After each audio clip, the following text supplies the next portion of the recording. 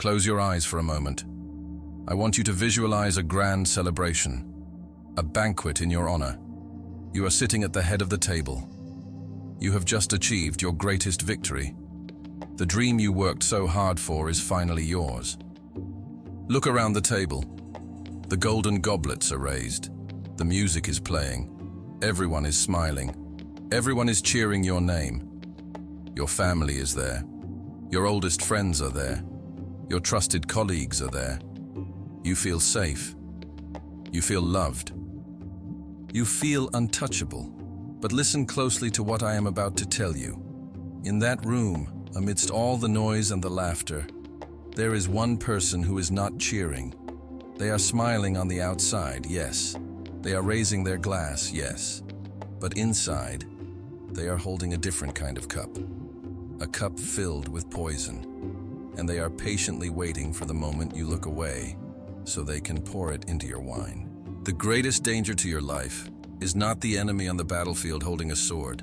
That enemy is honest. You can see him. You can prepare for him. The greatest danger is the person who holds your coat while you fight.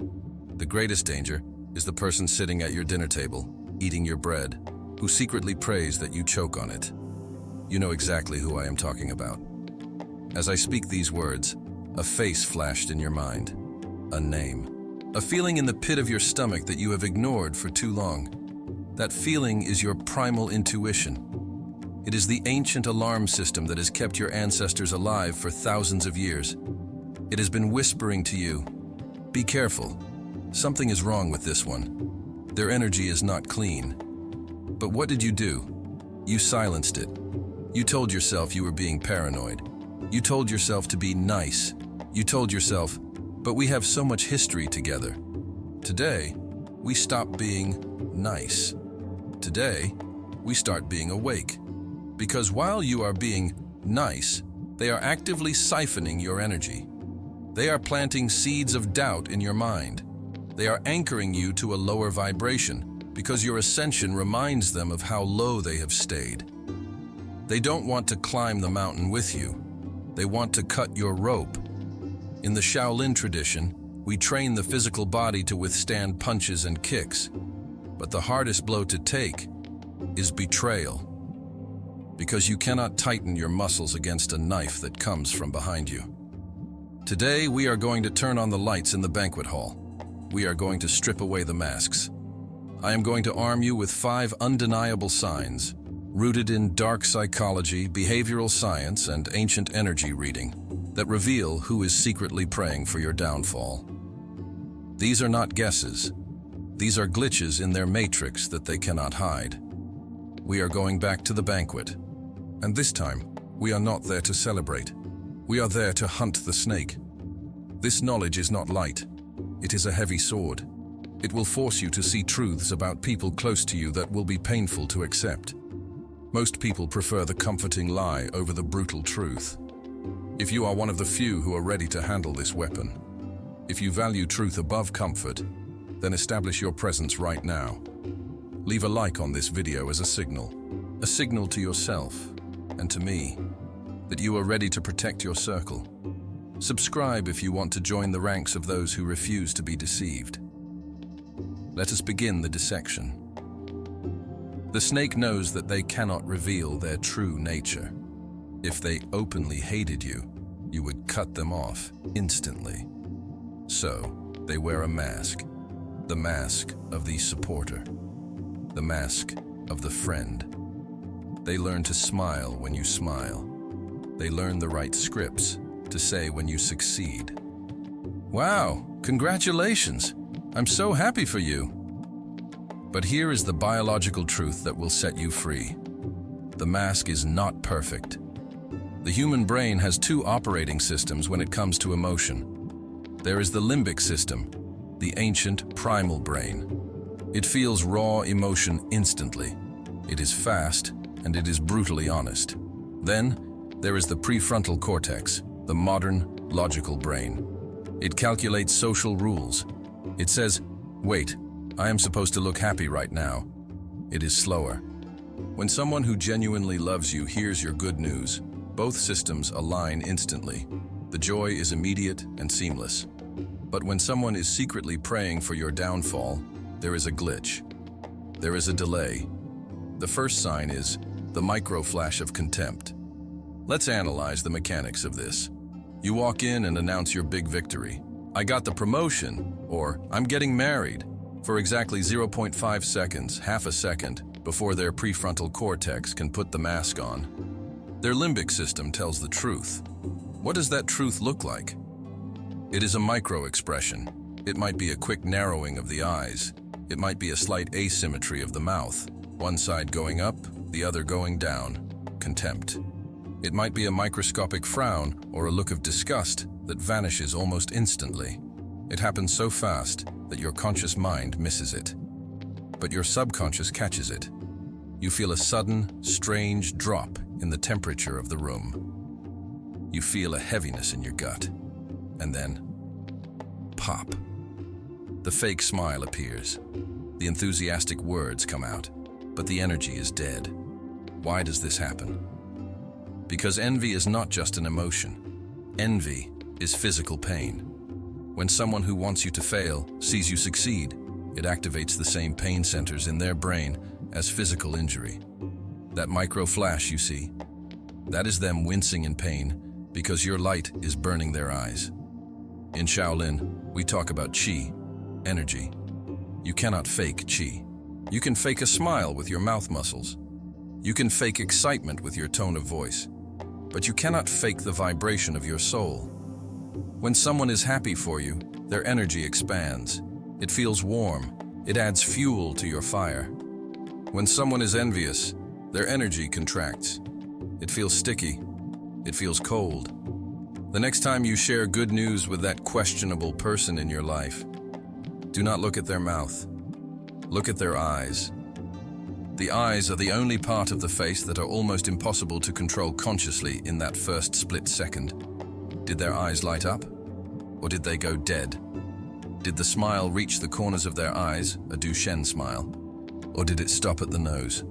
A fake smile is a mouth movement. A real smile is a whole body event.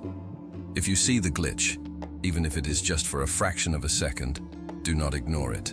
Do not tell yourself you imagined it. You just saw the snake rattle its tail before hiding back in the grass. You saw the truth. Hold on to it. But sometimes, the snake is a master actor. Their mask is tight. If you cannot see it on their face, you must listen to the hidden frequency of their words. They will use language to poison your mind without you ever realizing it. We have looked at the face. Now, we must listen to the voice. If the eyes are the window to the soul, the mouth is the gate of the ego.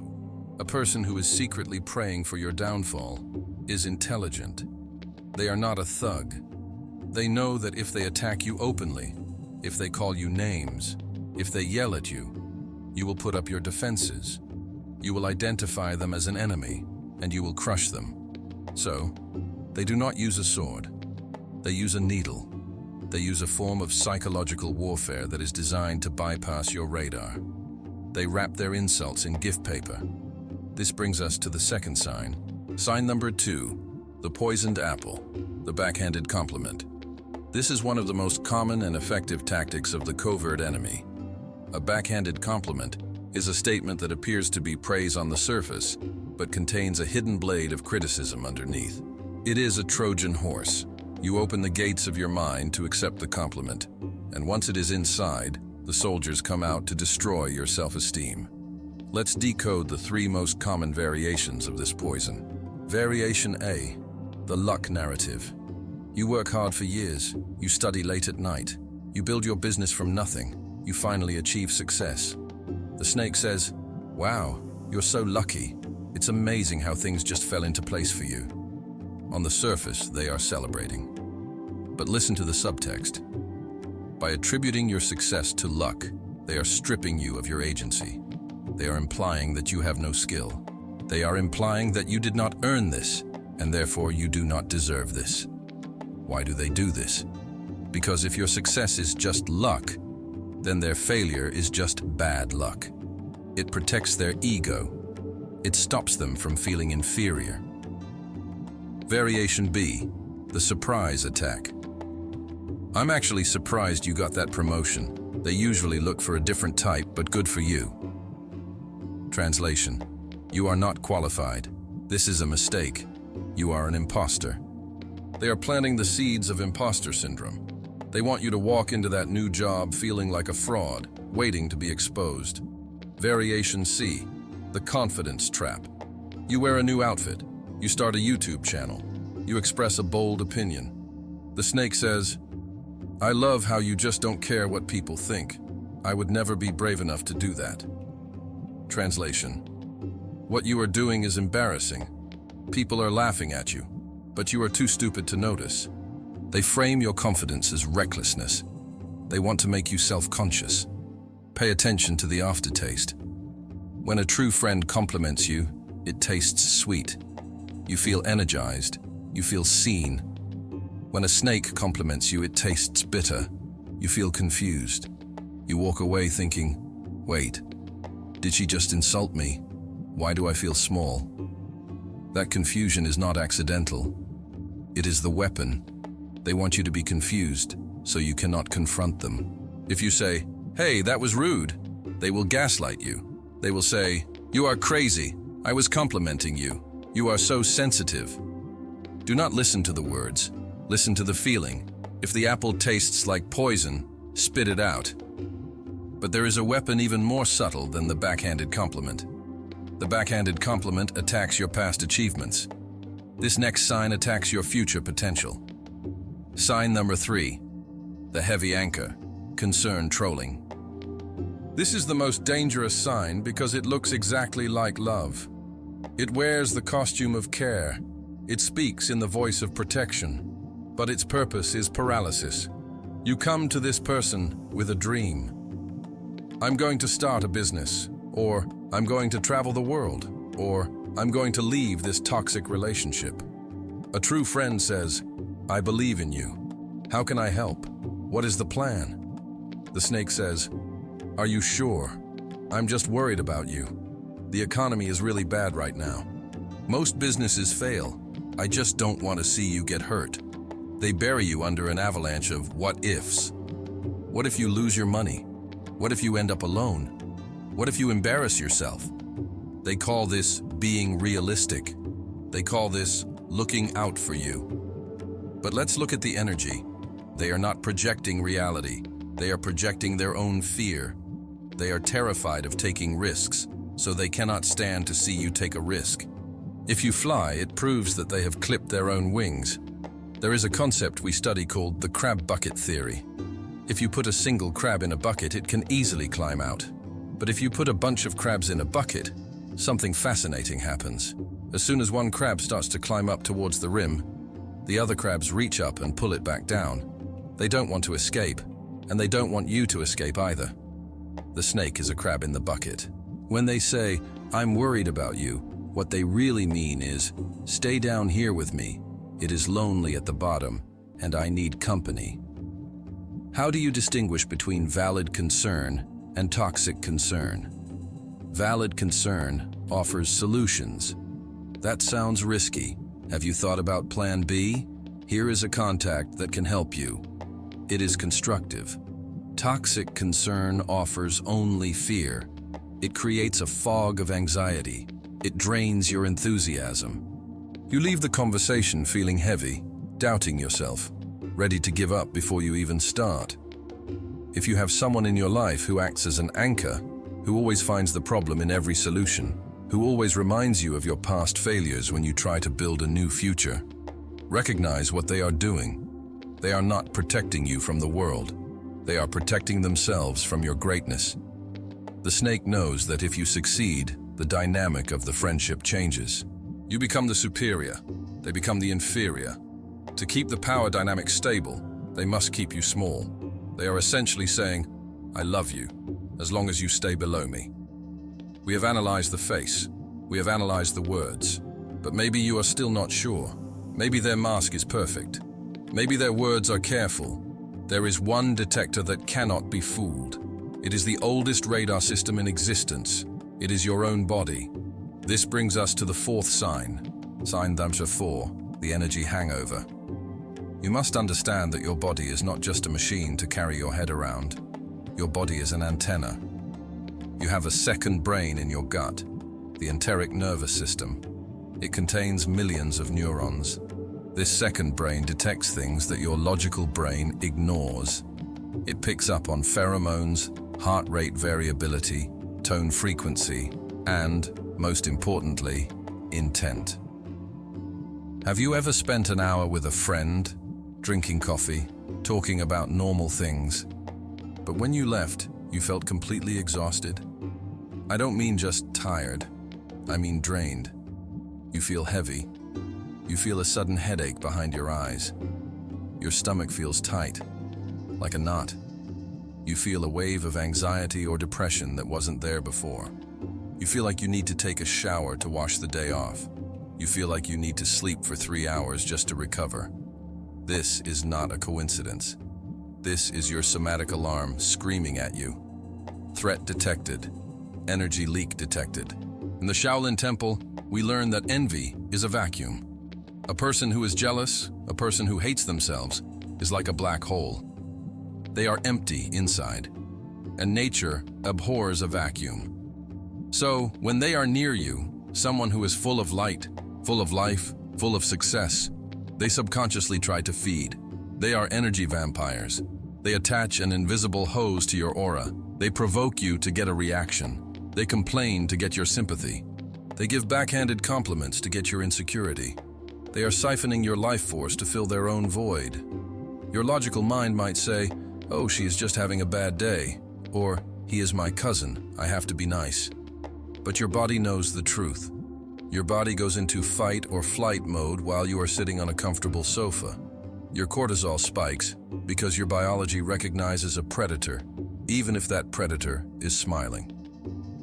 I want you to do a quick scan right now. Close your eyes. Think of the person who loves you the most. Your mother, your child, your dog. How does your body feel? Your shoulders drop, your chest opens, you breathe deeper, you feel warm, you feel safe. Now, clear the screen.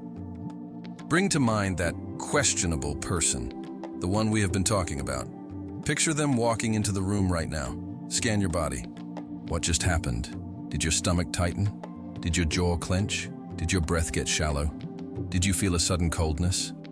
That is the truth. The body does not lie. The body does not know how to be polite. If you feel worse after seeing them than you did before, stop ignoring the data. You are not introverted. You are being hunted. You are voluntarily walking into a cage with a vampire and wondering why you are anemic. If someone costs you your peace, they are too expensive. We arrive at the final sign. This is the behavior that reveals the true nature of their heart. You must observe them in 2 specific climates, your winter, tragedy, and your summer, victory. Sign number 5, the spectator of tragedy. There are people who love you when you are down, when you lose your job, when you break up with your partner, when you are sick. They are right there. They bring you soup. They listen to you cry for hours. They say, "Oh, you poor thing." And you think, "Wow, what a great friend. They are so supportive." But wait, fast forward 6 months, you get a better job, you find a beautiful new partner, you heal. Suddenly, where are they? They are busy. They don't answer the phone. They have a lot going on. Or worse, they are there, but they are quiet. They look bored. They change the subject. This is the fair weather friend paradox. We usually think a fake friend leaves when things get hard. But the dangerous fake friend, the snake, stays when things are hard. Why? Because your pain makes them feel superior. Your tragedy validates their own stagnation. They love to play the savior because it gives them power over you. They act as a spectator to your drama because it is entertainment for them. But they cannot survive your summer. They cannot survive your victory, because your victory holds up a mirror to their failure. A true friend is not just someone who cries with you in the dark. A true friend is someone who can dance with you in the sun without casting a shadow. If they are present for your funeral, but absent for your wedding, they are not your friend. They are a fan of your downfall. So, you have seen the signs. The micro flash of contempt, the backhanded compliment, the toxic concern, the energy hangover, the absence in victory. You know who the snake is.